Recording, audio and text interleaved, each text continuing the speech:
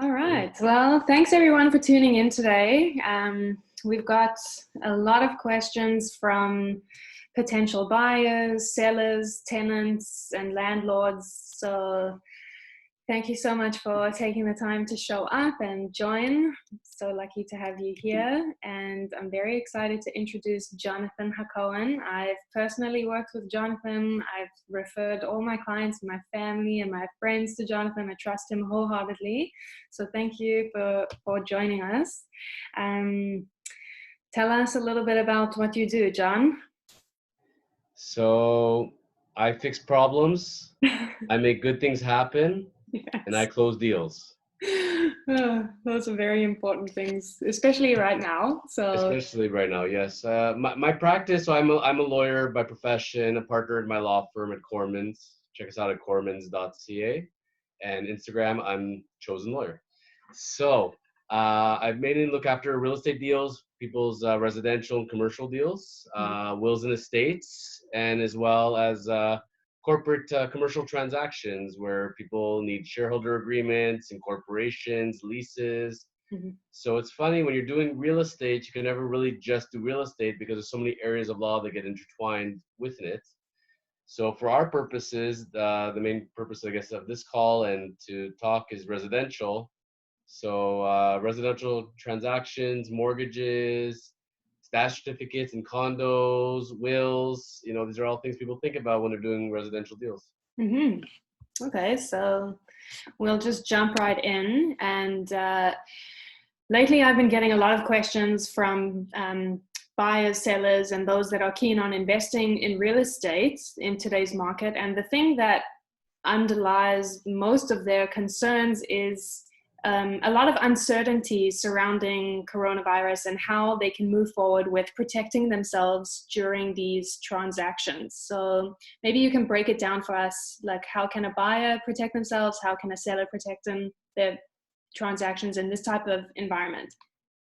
So we're going to assume for the purpose of this convo, like the topic you just picked, that this is not a case of like a deal was signed before COVID. This is now a buyer, seller, current conditions, today's date, going forward. They're thinking about buying a property, thinking about selling a property, Mhm. seeing what's going on in the world, seeing what's happening in our province, and saying, what do I do? Fair estimation? Yeah, I would say that that's pretty fair. Okay, We'll stick that's with like a, stick to let's say, that. resale scenario. Resale scenario. So I would say if you're going to be a buyer or seller in this current climate, I would take a lot of the fear out of the equation because it's a lot of unknown, I guess, and gossip that gets tend to be spread out and misinformation, people hearing all sorts of news sources, and they hear one thing one day, another thing another hour, and I would be functioning as life is pretty normal, in real estate, especially in real estate terms, life is continuing, things are going on. Why Mhm. do I say that? Well, two big reasons for us in real estate is number one, the banks are going. People are getting mortgages, loans are still happening. Yeah, maybe it's different hours at your branch. Maybe it's taking a little bit more time. It's a little more difficult, but the steps are still there Mhm. and registrations are still happening. So we moved, I think it was about a couple of years ago, to the electronic registration system. So essentially, even if the registry office closes the bricks and mortar building, these the transactions where you transfer a property from one person to another, they're happening electronic. So people can do this remotely, and they've assured us that no matter what's happening with COVID, we're going to keep having registrations. So Mhm. in real estate, life is continuing the way it was. We're still where we are. Just now, if we're going to buy, we're going to sell, we're going to trust our professionals even more than before. So we're going to work with the right people. We're going to work with a real estate agent. We're going to work with a mortgage broker. We're going to work with a lawyer, an accountant. And we're going to speak to those people, find the right professionals, ask them the right questions, and feel more secure of what you're doing. Because as long as you have your questions answered, you have an expectation of what's going to happen with a transaction from beginning to end, there actually is not that much to fear. We've covered a lot of humps, we've now flattened the curve, so to speak, in many respects, and everything is looking fairly bright. So the uncertainty when things were the worst a month ago, when we really didn't know necessarily what was happening for a few days, we're not there. We're now in a better place. We've seen consistently that deals came in, deals closed, people bought, people sold. So there's a lot of hope. So first and foremost, get your professionals in place like you would otherwise. Ask a lot of questions and get yourself ready. Mm-hmm. Yes, I think that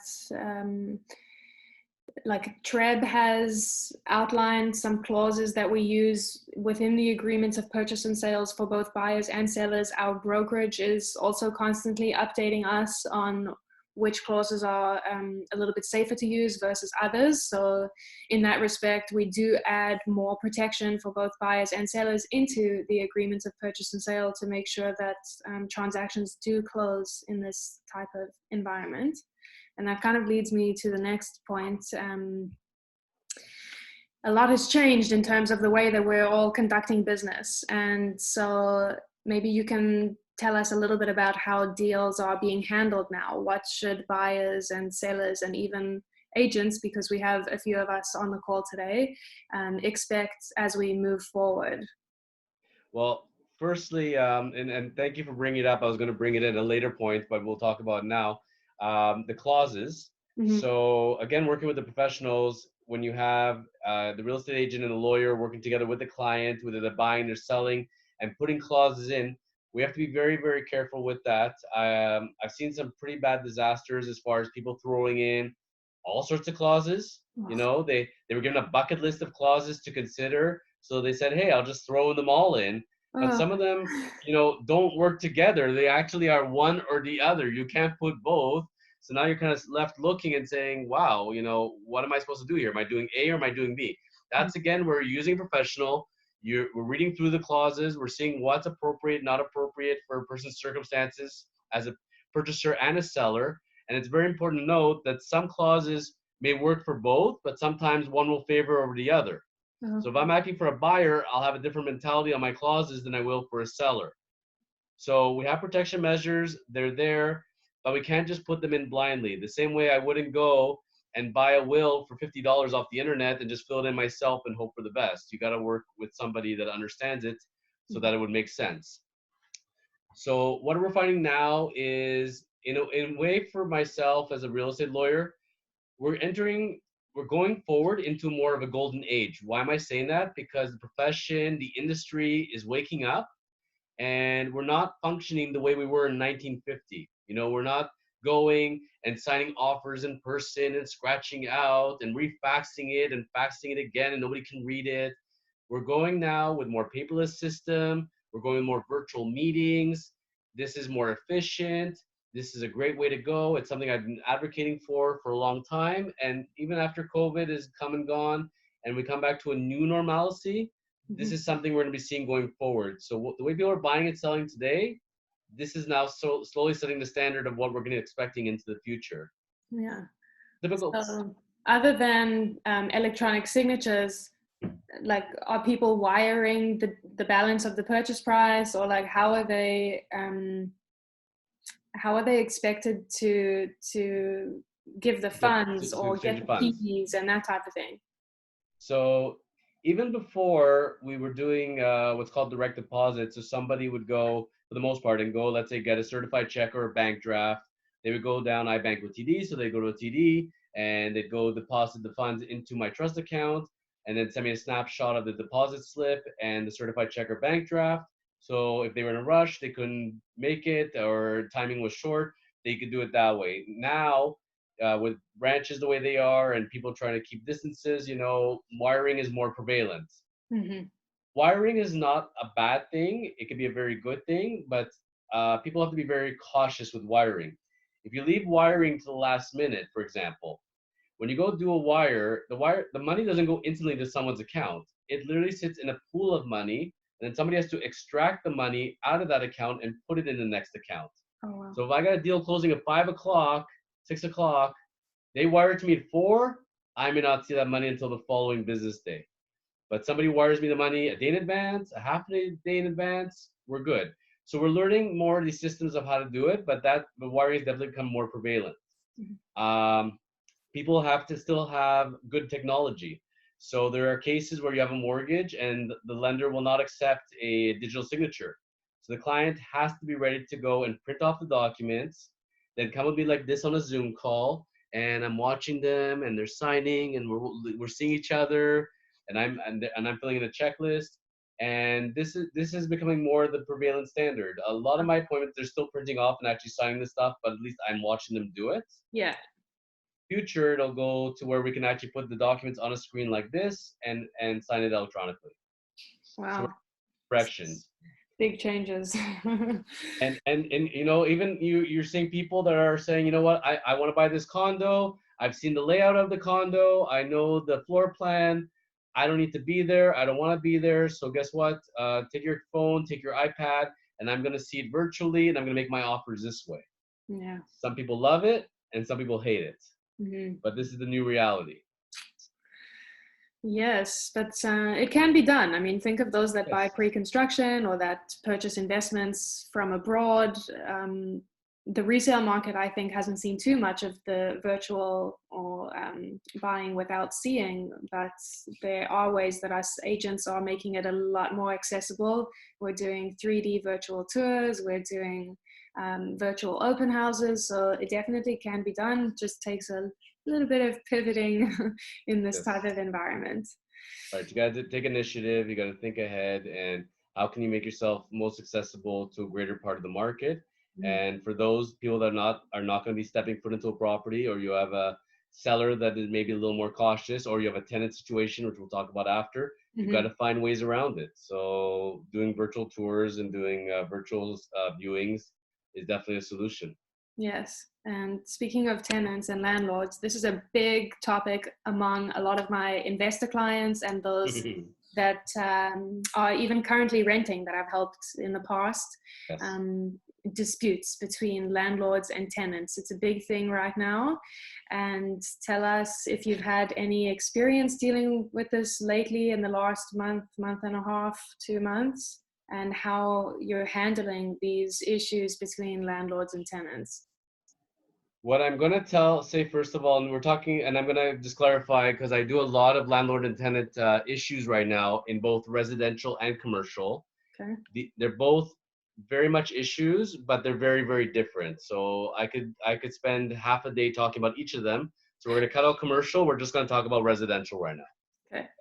Number one, as the residential landlord, you're not waiting till your tenant goes to the store, and you're not going to take their stuff out of their apartment or condo and leave it for them on the front lawn and change the locks. That is not happening. No. No way. You don't want to know the kinds of fines and prosecutions you're going to get for doing that. So the reality is we have to work within a system. So the system, first of all, to consider, we're dealing with the act in Ontario, the law, which is called the Residential Tenancies Act. The way in commercial, it's the Commercial Tenancies Act. But a little side note, you should note that this act before was called the Tenant Protection Act. Oh, okay. So it's not called the Landlord Protection Act. It's called the Tenant Protection Act. Why? Because we're protecting tenants. So people come to me all the time and they tell me, what is the worst case scenarios? Where is this most common that I'm dealing with it is when you have a seller of a house or a condo and they have a tenant in there and they gave the tenant notice that they're going to sell the property. It's the end of the tenancy. Maybe even the tenant gave notice at one point that they're going to leave. And then COVID hits and the tenant's saying, you know what? I don't think I'll be leaving right now. I think I'm good where I am. Thank you very much. I'll get back to you when I'm going to leave. Mm-hmm. And now what? That's scenario A. Scenario B, to add another juicy flavor, is tenant says, oh, by the way, also, I'm not going to be paying you that rent for a while. Lost my job. Circumstances have happened. So I'm staying put, not leaving, and I'm not going to be paying you either. Mm. What do people do? So the good news is this, from my experience. It's, again, a lot of stuff in the media that gets blown a lot out of proportion. From the people I've spoken to, for the most part, tenants are paying their rents. Yay. You know, people are working part-time. They're getting subsidies. They're on EI. Mm-hmm. But they are being advised. When I have residential tenants calling me, I'm telling them, look, you are paying your rent. Try to find a way to pay your rent.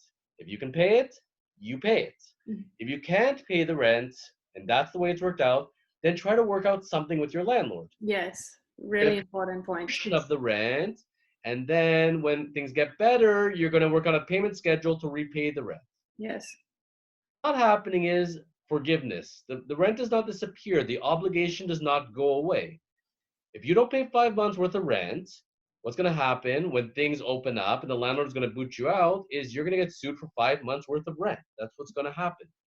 And they're going to get a judgment against you, and they're going to file that against you. Now you cannot go get a mortgage. You can't go buy a property because that is going to be on your record that you lost the judgment. So we do not want to go get sued and lose. No. So the best thing is to work together. The kind of scenarios where you have people that are working the system, you hear these horrible stories of tenants that lived in properties for years and never paid rent and worked the system. Those are far and few between. Generally, that is not the situation. What I'm encountering now, for the most part, is good, hardworking tenants, good people. They mean well, but they're choosing not to move out for a variety of reasons. They may not feel safe moving out, number one. Their condo building may restrict them, saying you're not allowed to move out during COVID. There's very few condos that are doing that, but there are some. Yes. And some may have lost their place. They don't have an ability to move into the next place because the next place has somebody who hasn't left. Yeah, it's like a ripple effect. Right. So we have this scenario. So now, if I'm the seller and I own a condo and I have a person in there, a tenant in there, and they're not leaving, I'm telling them, look, if you're going to go and sell this unit, you have some choices. There's always choices in life. The best case is if the next buyer is okay with this and agrees to assume your tenant. So we put some clauses in the deal. Buyer assumes the tenant stays in there, and then when things come back to normal, the buyer can give them notice for their own personal use. This can be done.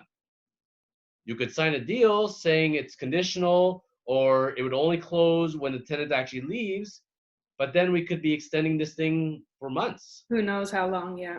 Not everybody's comfortable with that. No. But we have to be realistic with it, but we need to be smart about it also. If we put in a deal and the seller says, look, you know what, I'm feeling good about this and I'm not worried, I gave them notice, they told me they'll be out no matter what. If you say vacant possession and there's no vacant possession and you did not put any clauses, seller, you're in breach of this agreement, period. That's why we have COVID-friendly clauses we may put in to try to massage this or work something out, because these scenarios are happening. And it could very well be that then the buyer and seller say, okay, you know what? Seller's going to compensate the buyer by X amount of dollars. And so with this, the buyer feels better and the buyer's going to keep that tenant in there. That's another option. We can work all sorts of ways through this. But as a buyer, if I'm a buyer and I'm saying, look, I'm buying specifically that I need to move into a place and I need to move into that place. If I know there's a tenant in there, I always know in this climate for sure, there's a risk that they may not be out in time. Right. But this is a risk that happens regardless of COVID. Yes, that's what I was just going to say. No matter when, you still have to take those extra precautions because you never know. Like, it doesn't necessarily take a pandemic to make somebody stay within their home where they feel comfortable and not want to move. So it's important to be clear on the intention, whether you're going to be using it personally or whether you're going to be using it as an investment property, and to just make sure that you're aware of whether the tenant has given notice or not, and just take those steps very carefully. Just so we brief people on the process, if let's say there was no COVID and this was just regular times, normal times, and the deal said vacant possession and seller will give notice to tenant and then tenant will vacate prior to closing or on closing. You know what? It happens on occasion. You're given the proper notice. The timing is good. Everything is just set. You come to the day of closing and the tenant says, I'm not leaving now. Not going. So you can call the police, yeah, and the police will tell you, not our problem. Good luck. So what happens is you have to go to the tribunal, the landlord and tenant tribunal. You have to get an order. Then you get the order. Then you have to get the sheriff in there, and then the person gets out. It's a lengthy process for sure. But it can be done. But the good news is it's far and few between. Yes. Most tenants, when they give the notice, either bought a place or rented a new place. They don't want to carry two places. They want to be out. And there's a provision in there in by law that if the landlord gives notice, the tenant can give notice and actually leave sooner then. So in most general times, these are not issues. Now it's a little bit more creativeness, but we work around it. And there are lots of buyers that buy for investment properties as well, or buy a place with the intention, you know what, I have my down payment and everything, but I'm not quite ready yet to have this as my place. So I'm going to have a tenant for a little while. I'm going to stay home with my parents, make a little bit more money, and then I'm going to move in. This could be a perfect scenario for them then. Yeah. Or if it's already, like if we have an investor client that is going to be looking for a tenant anyway, and the tenant is currently living there, it's a perfect opportunity for them as well, because then they can not have the hassle of finding a tenant. Right. Awesome. So we'll open it up to questions. If you want to unmute yourself and shout it out, or you can type it in and I'll read it. We're just taking anyone's questions. So if you have those, you can type those in or unmute. I did have one that came in through Instagram, and I guess we'll cover it. We can cover it now. It came in from another agent. So she asked, what can we do to make sure that deals actually close? Like, what are the steps that lawyers are taking to ensure that transactions are actually closing? So this comes back to, that's a good question. So step number one is reading your agreements, signing good agreements, making sure what clauses you're putting in, knowing your property, knowing your buyer, your seller, and setting the transaction right from the beginning. So if we have a good agreement in place with good expectations, we're setting ourselves up for a really good position to close. From there, when we're acting for buyers, if I'm the lawyer, if you're the realtor, the mortgage broker out there, we are on our clients to get their mortgages set up, not leaving it to the last minute. Oh no, that's never a good thing. You have the money in place, generally good things happen. When you don't have money in place, bad things can happen. So get your mortgage set up well in advance. Not signing deals that are going to close in 3 days and the person doesn't have a mortgage approval yet. So if we get our things done in advance and we get our mortgage in place, chances are we're in a good position. And then from there, you need to have some knowledge and you have to have some luck. I always say when you have a transaction and you have a good realtor on each side and you have a good lawyer on each side and we can all communicate with each other, we can work through almost any scenario and make it happen.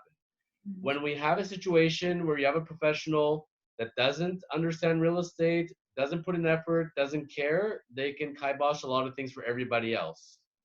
So we have to work together. We have to be creative, sometimes find good solutions and care, really care.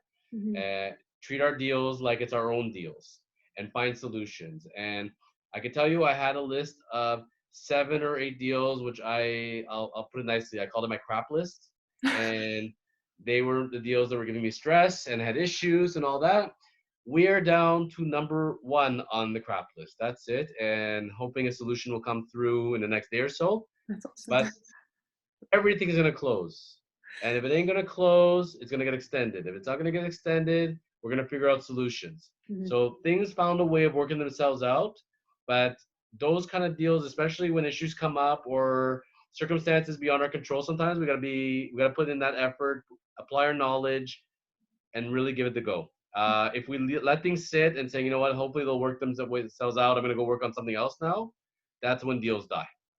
Yes. So hold on, let's just get another question in. Okay, so if you have an agreement with a tenant for a year's lease and the tenant refuses to move at the end of the term, what recourse do you have? How long realistically can it take to get the tenant out? Right now, your recourse is to go visit your therapist, your priest, your rabbi, your friend, your mother, sit on their couch and tell them your woes and have a sympathetic ear and wait. Because the way it's set up right now, there's no courts. We can't boot them out. No. We don't have that available. The province has said you're not evicting residential tenants. So even if they're not paying their rent, you cannot evict them right now. No. So what you need to do though, in any tenant situation, honestly, and you know, this is what befuddles me. Landlords, tenants should have good relationships. Oh, it's so important. You're a tenant and you move into somebody's property. It's their property. They bought it. They used their hard-earned money. You should respect that property. When you're a landlord, the tenant is going to work, making money, and handing you that money for the privilege of using your space, paying your mortgage, paying your expenses. You should work together. Mm-hmm. And it's so many cases where if they just had built a good relationship of trust and communicated, they could have found ways. The landlord could have said, look, I'll give you an extra month. There's lots of places for lease out available in your area. I'll even work. Here's my realtor. They'll help you find one. You don't have to pay anything for that realtor because you're the tenant, and we'll help you find a solution. And you can kind of work together on it. But when you have a situation where you have that email relationship and you can't pick up the phone and you can't talk to the person, that's when I think you have more conflict. Yes. So I would say develop a good relationship with them from the start, understand the circumstances, and maybe you can work together on this rather than being adversarial. So let's talk about the opposite now. What if a tenant is looking to terminate their lease early? What kind of recourse does the landlord have? So like in the middle of a 1-year lease and they bolted early? Yeah, let's say they haven't completed the 1 year and they're saying, I want to get out. Okay. So good, very good question. So what I would be communicating to the tenant is, look, well, I find out first of all, you're talking as people, understanding circumstances. Some people just saying, I don't want to be here, and too bad, I just want to go. Sometimes they had a death in the family, a loss of a job, whatever it is. Okay, what do you have? What can you pay? Let's try to find a different tenant. Maybe they can sublease or they'll sign a whole new lease. But can you keep my place warm and keep my money coming so I don't go broke? And then when the new tenant comes in, then you can leave. Mm-hmm. Try to figure out scenarios. Right. But look, we could have situations where you have a midnight run, and all of a sudden that you get the FedEx package, and there's your keys, and they've taken off, and there's no tenants. Oh God. So what is the landlord going to do? Very simple. Landlord, first of all, go speak to their lawyer. We're going to send a very not nice letter to that tenant saying, by the way, we are going to do everything we can to mitigate, to lessen our damages. And when the time will come, we are going to sue you, and you are going to pay us for the damages that we incurred because of your actions. Bottom line is this: if they left in month 6 of 12, then the tenant is responsible for the balance of that lease in theory. But the landlord cannot just go and leave that place sitting empty and rotting. They have an obligation to go do the best they can to find somebody else in there to pay that rent, a higher rent, a lower rent, market rent, whatever. But try to do everything they can to bring in an income so the place does not sit empty. Because if you do take that tenant to court in 6 months from now, and you don't have an MLS listing, you have no showings, you just let it sit empty, the tenant doesn't owe you anything. You still have an obligation as a landlord to do something about it. That's where, again, the residential commercial difference. A commercial landlord could theoretically let it sit empty and rot. The residential landlord cannot. Okay, so that's good to know. I had another question come in for any tips for landlords looking to secure a tenant for the first time during COVID. And from a real estate sales representative's perspective, I would say it's quite similar to the normal process regardless of COVID, but in the event that it happens to be during this time, I think that it's really important to take the precautions necessary for health and safety. So, I mean, it's ideal if the unit is vacant. If it's not vacant and there are people living in there, making them come in with masks and gloves. Our brokerages have health declaration forms that need to be signed prior to people coming in, just outlining whether they've been traveling for X amount of days before, if they've come into contact with anybody within a specified time period before they're coming to look at the unit or at the home, and just making sure that everybody's on the same page health-wise. That's one way to go about it a little bit more safely, but regardless of COVID, it's important to just have like a solid process in which the showings are taken care of, everything is logged, we have a record of everybody that's coming through and taking a look at it, and then of course the realtor will be following up for feedback. But John, do you have any tips for landlords looking to secure a tenant for the first time during this pandemic? Most of my landlords, residential landlords, in this scenario, you're saying first time doing this, generally it's condos. Most part it's condos. I Yes. haven't been asked about one basement apartment, believe it or not, because I think most Wow. people aren't interested in doing that right now. But first and foremost, go speak to your property management. Make sure what are their rules right now. How's it working for booking elevators and for moving in and scheduling dates? Because you don't want to be in a scenario where you sign a lease and turns out you can't get the person into the unit for one reason or another. You may have to book it well in advance. And like I was saying before, not to scare people, but there is the rare condos that are saying right now, no move-ins, no move-outs, Yep. which is going to making a lot of people's lives very miserable. Because for people that actually are ready to go and move and need and bought a house and are finished with a lease, imagine you can't move your stuff out. That's Yeah. Some condos aren't even allowing any showings. There's a couple of them downtown that are refusing anybody coming in or out for showings. So if you have your place for lease or you're trying to sell it, it's going to be a tough time getting showings in those types of buildings. So. Which I get it, but I don't get it. If we're taking proper precautions and we set it up in the right way, you're hindering my ability to function a business unnecessarily. Yeah. So I haven't been in that situation yet. I would actually kind of enjoy speaking with a condo corp that way and advocating for my clients, but I haven't been put in that scenario yet. But most condos are reasonable within it, but they're taking right precautions. You can't have 10 people in an elevator time. It's like 1 to 2 people at a time. Yeah. They're booking elevators much less right now. So just, first of all, finding out that that's a situation is all set for you. And then as a first time landlord, you know, being smart about things, setting yourself up with your mortgage, with your bank account, getting things set up ahead of time, keeping it as a separate functioning business. It's very hard to set up a business in general, but especially during these times because so many places are closed or limited hours.